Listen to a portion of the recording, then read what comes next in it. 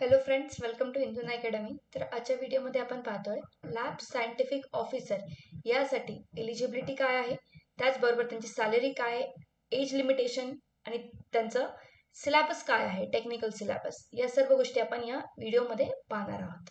तर बघा, eligibility criteria त्याच्यामध्ये आहे BSc कोणत्या सब्जेक्ट्समध्ये झालेली पाहिजे हे इथे दिलंय. Forensic science, chemistry, biochemistry, microbiology, biotechnology, genetics, botany, zoology is mandatory. म्हणजे याच्यामध्ये कोणतीही डिग्री जरी तुमची झालेली असेल तरी तुम्ही एलिजिबल आहात. From a recognised institution and, इथे अजून आहे अँड, ओके, ऑर नाही. तर याच्याबरोबर इम्पॉर्टंट आहे जे काही हे BSc चे सब्जेक्ट्स आहेत यामध्ये प्लस तुमचं DMLT झालेलं हवं. म्हणजे हा जर सिमिलर क्रायटेरिया बघितला, लॅब टेक्निशियनसाठी पण हा सेम एलिजिबिलिटी क्रायटेरिया. जर तुम्ही लॅब टेक्निशियनसाठी इलिजिबल आहात तर तुम्ही LSO साठी पण इलिजिबल आहात.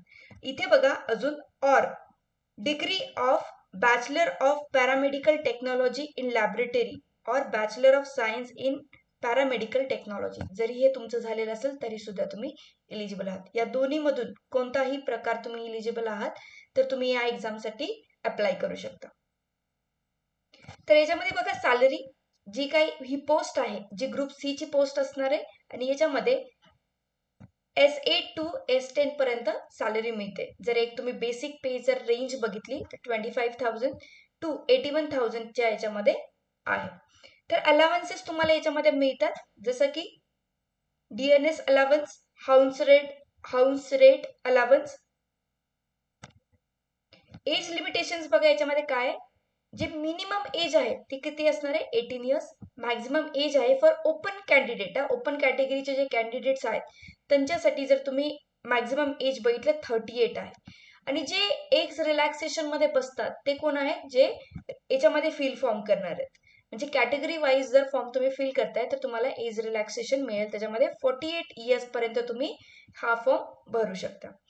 जर त्याच्यामध्ये तुम्ही बघितलं, त्याचा एक नॉन टेक्निकल पार्ट असतो सिलेबसचा, नॉन टेक, आणि दुसरा पार्ट असणार आहे टेक्निकल. इथे आपण पाहतोय टेक्निकलचा सिलेबस.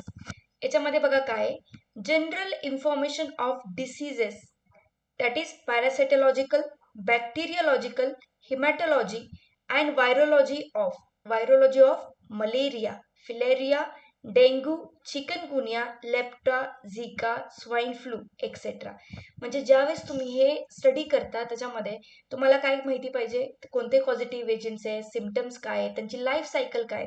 जेव्हा तुम्ही वेक्टरबॉर्न हे डिसीजेस शिकता त्याच्यामध्ये कोणता त्यांचा मॉलिक्युलर स्ट्रक्चर आहे, कशाने हे होत आहे, ट्रान्समिट होत आहेत, व्हायरुलन्स काय आहे त्यांचा, किती टाईपचे आहेत, पॉझिटिव्ह एजंट्स कोणकोणते आहेत, या सर्व गोष्टी तुम्हाला इथे माहिती पाहिजे.